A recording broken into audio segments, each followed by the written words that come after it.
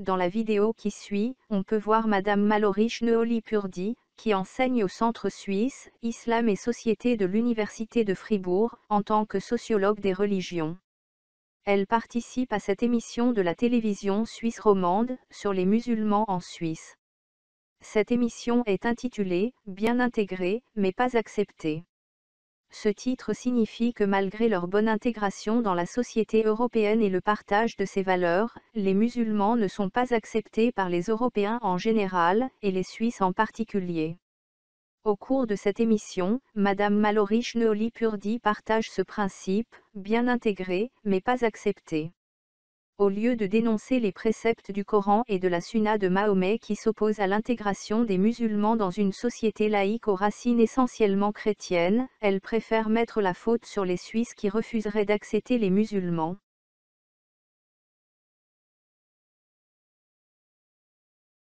Intégrés, mais pas acceptés. C'est la conclusion d'une étude européenne récente.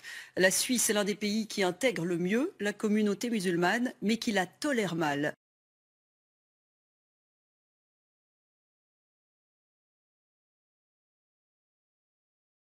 Les musulmans en Suisse sont bien intégrés en termes d'éducation, scolarisation, d'accès au marché de l'emploi, de maîtrise de la langue.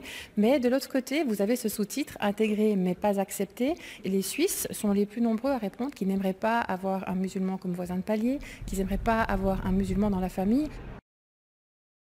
Mallory Schneoli-Purdy fait porter aux Suisses la responsabilité des problèmes liés au vivre ensemble avec la communauté musulmane.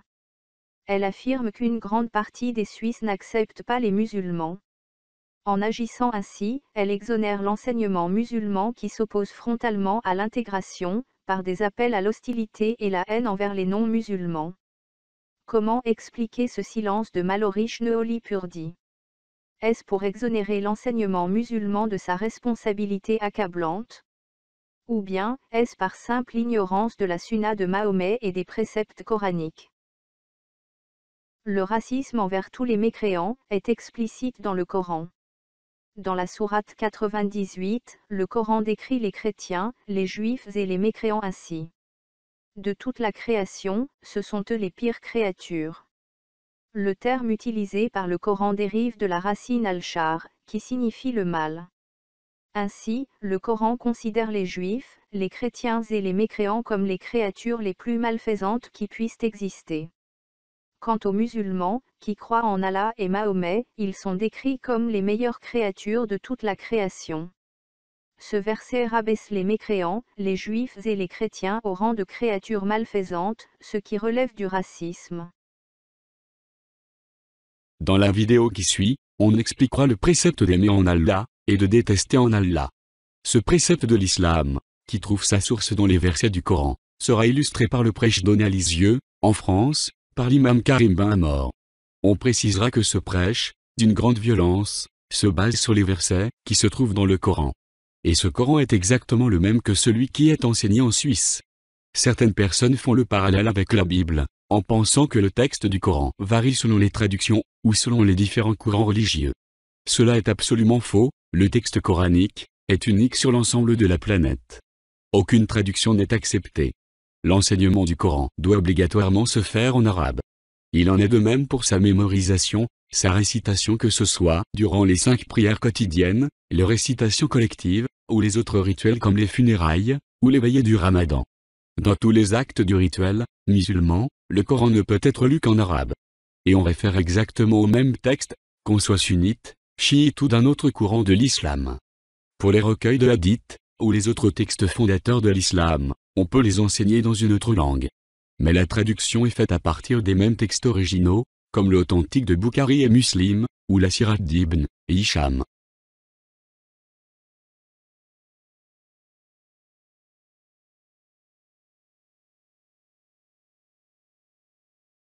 Cette présentation est consacrée au précepte d'aimer pour Allah et détester pour Allah, dans le credo musulman. Ce précepte porte également ce nom, l'alliance et le désaveu. En premier lieu, on commencera par préciser que ce précepte fait partie des principes fondamentaux du credo musulman, comme le montre ce préambule de Bukhari dans son chapitre consacré à la foi. Ce précepte fondamental constitue un dénominateur commun pour les deux grandes tendances de l'islam. Il est identique aussi bien pour les sunnites, qui représentent 85% des musulmans, que chez les chiites, qui forment le 15% restant. Ce précepte de l'islam sera illustré par le prêche de l'imam Karim Ben Amor. Il détaillera les différents aspects de ce précepte. En français, on appelle ce précepte l'alliance et le désaveu. Ce prêche a été donné à Lisieux, en France, le 11 novembre 2016. En principe, ces prêches doivent être interdits, parce qu'ils sont contraires au principe du vivre ensemble dont se réclament la France et les autres pays européens.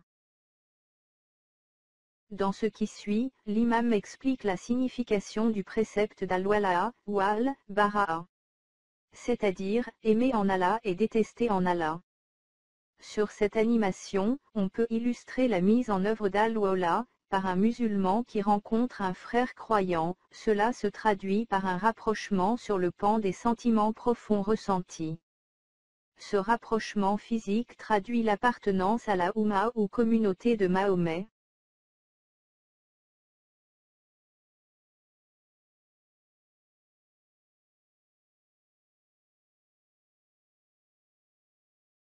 Sur cette animation, on illustre le principe d'al-bara, quand un fidèle musulman se voit approché par un non-musulman. Le fidèle musulman base son attitude sur celle d'Allah. C'est en premier lieu l'éloignement pour signifier le rejet, le désaveu, l'inimité et la haine contre les valeurs que représente le non-musulman. Il y a un mur psychologique que l'islam dresse entre le fidèle musulman et les valeurs que représente le non-musulman.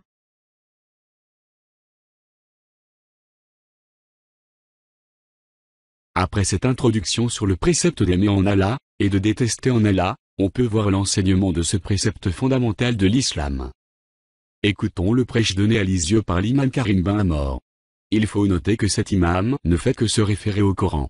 Ceci prouve que le Coran prescrit explicitement la haine, dans de nombreux versets qui sont très clairs, et qui n'ont aucun besoin d'interprétation.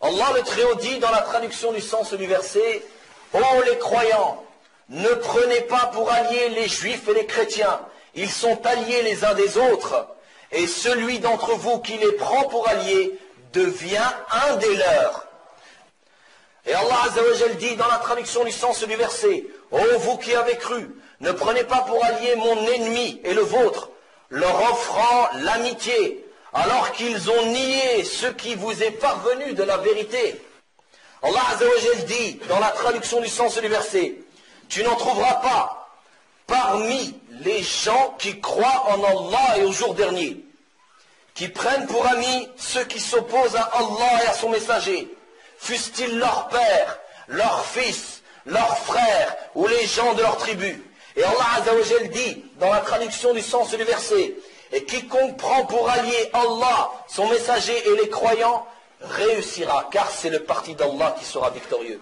Le désaveu, c'est que tu te désavoues de la religion des mouchrikines, des polythéistes, comme Ibrahim alayhi salatu wassalam, et ceux qui étaient avec lui, ont dit, dans la traduction du sens du verset, « Nous vous désavouons, vous et ceux que vous adorez en dehors d'Allah. » Ils se sont désavoués d'eux et de leur religion. Nous vous renions, entre vous et nous, l'inimité et la haine sont à jamais déclarées jusqu'à ce que vous croyez en Allah seul. Ces extraits du prêche sur le précepte d'aimer en Allah et de détester en Allah sera suivi par une vidéo qui montre l'incitation à la haine envers les Juifs.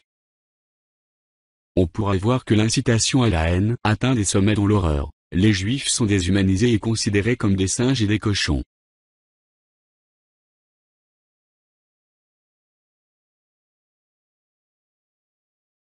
Dans cette vidéo, nous présenterons les dessins animés diffusés sur les chaînes télévision des pays arabo-musulmans. Ces dessins animés sont destinés à expliquer aux enfants musulmans les versets du Coran qui affirment que les Juifs furent transformés en singes et en cochons. Nous citerons deux versets du Coran. Dans le verset 165 de la sourate 7, le Coran explique ainsi la transformation des Juifs. Puis, lorsqu'ils oublièrent ce qu'on leur avait rappelé, nous, c'est-à-dire Allah, sauvâmes ceux qui leur avaient interdit le mal, et nous saisîmes par un châtiment rigoureux les injustes pour leurs actes pervers. Puis, lorsqu'ils refusèrent d'abandonner ce qui leur avait été interdit, nous leur dîmes, soyez des singes abjects. Dans les versets entre 59 et 60 de la sourate 5, le Coran justifie ainsi la transformation des Juifs en singes et cochons. Ô Juifs, vous qui avez reçu le livre. La plupart d'entre vous sont des pervers. Puis-je vous informer sur ce qu'il y a de pire, en fait de rétribution auprès d'Allah? Celui qu'Allah a maudit, celui qui a encouru sa colère, et ceux dont il a fait des singes et des cochons, ceux-là ont la pire des places et sont les plus égarés du droit chemin. Dans la suite de cette vidéo, nous allons regarder les dessins animés, destinés aux enfants musulmans, pour illustrer ces versets du Coran.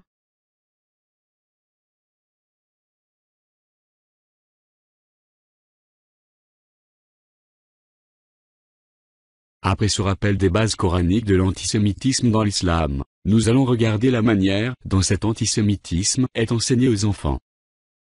En plus de l'enseignement coranique, les chaînes de télévision musulmanes diffusent des dessins animés qui illustrent cet antisémitisme. Ainsi, on incruste dans l'esprit des enfants que les Juifs ont été transformés en singes et en cochons. Dans ce premier dessin animé, on commence par montrer le prophète musulman, qui rappelle aux Juifs d'obéir aux commandements d'Allah. Ensuite, le dessin animé montre le refus des Juifs qui ne s'intéressent qu'aux richesses de ce bas monde. Le dessin animé montre comment ils sont transformés en singes et en cochons. Le prophète d'Allah et ses disciples seront témoins de ce châtiment infligé aux Juifs par Allah, le Dieu du Coran. جدي الطيب يا ذوي القلوب القاسية كالحجارة. والله يا بني إنها قلوب أشد قسوة من الحجارة، فإن الحجارة لا يخرج منها ماء، وهذه القلوب لا يخرج منها إلا الشر. يا جدي إنهم يسخرون منا ويلقون الحجارة علينا ويتهموننا بالفقر لأننا لا نعمل مثلهم يوم السبت. انظر. هل تخافون تلك الأوهام؟ لا، لا لعنة ولا خوف أيها الجبناء. أنتم تبنون سورا لتبتعدوا عن أفعالنا، إذا ستكونون أنتم الفقراء دوما ونحن الأغنياء، وإذا حاولتم يوما أن تأتوا إلينا سنقتلكم. ابنوا سوركم، ابنوا سوركم أيها البلهاء. ليس ثمة عقاب لا من الأرض ولا من السماء. هيا سليم معافى، لم يصبني مرض إلا الثراء. هيا هيا. أنا أعمل يوم السبت وأتحدى إرادة السماء.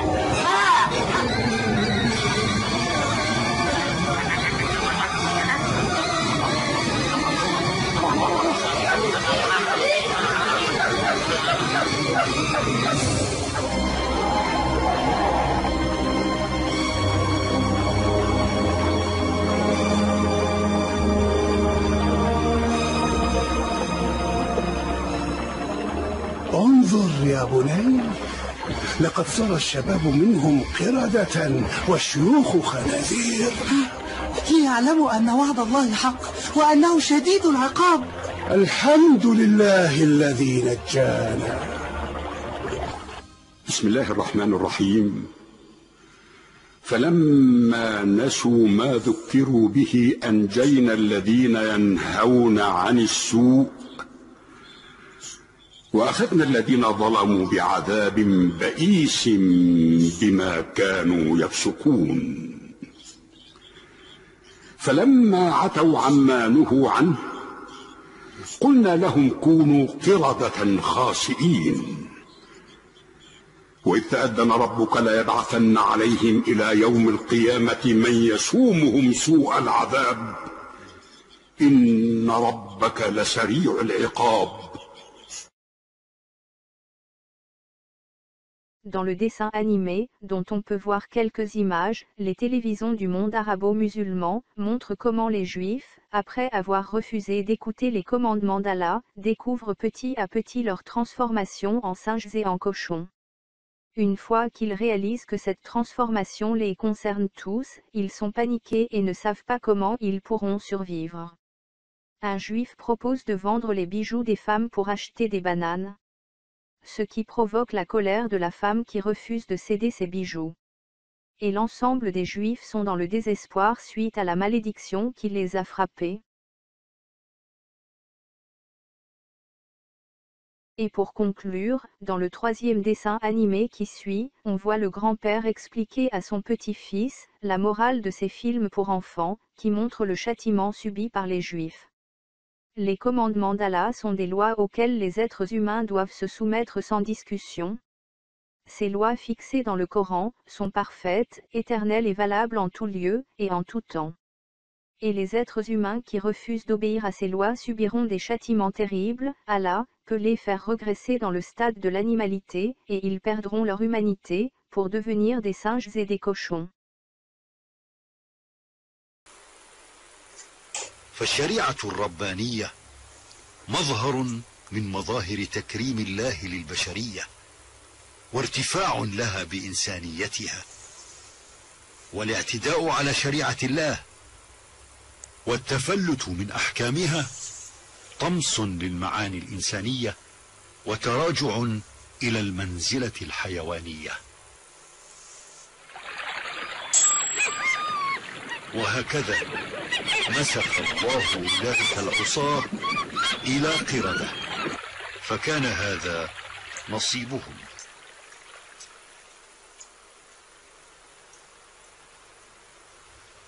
والآن يا ماجد، ما الذي استفدته من قصة أصحاب السبت؟ لقد تعلمت يا جدي ضرورة طاعة الله وعدم عصيان أوامره، وأن الاستجابة لطاعة الله سبيل الفلاح والنجاة، وأن عصيان أوامره سبيل الهلاك والدمار. Après ces images, nous mettons un terme à la première partie de notre présentation sur la Suisse et l'islam. À travers cette présentation, nous aimerions qu'un débat transparent soit ouvert sur l'islam en tant que doctrine. Nous avons donné les éléments qui permettent de comprendre que l'islam ne se limite pas à l'aspect spirituel et la recherche d'une relation avec le divin, mais touche aussi tous les aspects de la vie, en particulier ce qui relève de la politique, comme le domaine législatif, puisque l'islam prescrit que les lois sont fixées par Allah dans le Coran. La souveraineté de prescrire les lois et de décider la gouvernance n'appartient pas au peuple, mais à Allah seul. Cette doctrine considère qu'elle a la légitimité divine pour juger la manière dont on gouverne les peuples, et dont on définit le rapport à l'autre, en particulier le non-musulman. Cela aura obligatoirement des conséquences sur le vivre ensemble. Si nos responsables constatent ces problèmes de vivre ensemble, entre une partie importante des Suisses et la communauté musulmane, il leur faudrait prendre en compte les prescriptions de l'islam, et leurs conséquences sur ce vivre ensemble. Aborder ces questions avec lucidité, ne constitue en aucune manière une hostilité envers les musulmans. Nous pensons que le débat d'idées, transparent, fraternel et sans tabou, représente la meilleure manière de résoudre les problèmes. Nous vous remercions de votre attention, et nous espérons vous retrouver pour la deuxième partie de notre présentation sur la Suisse et l'islam.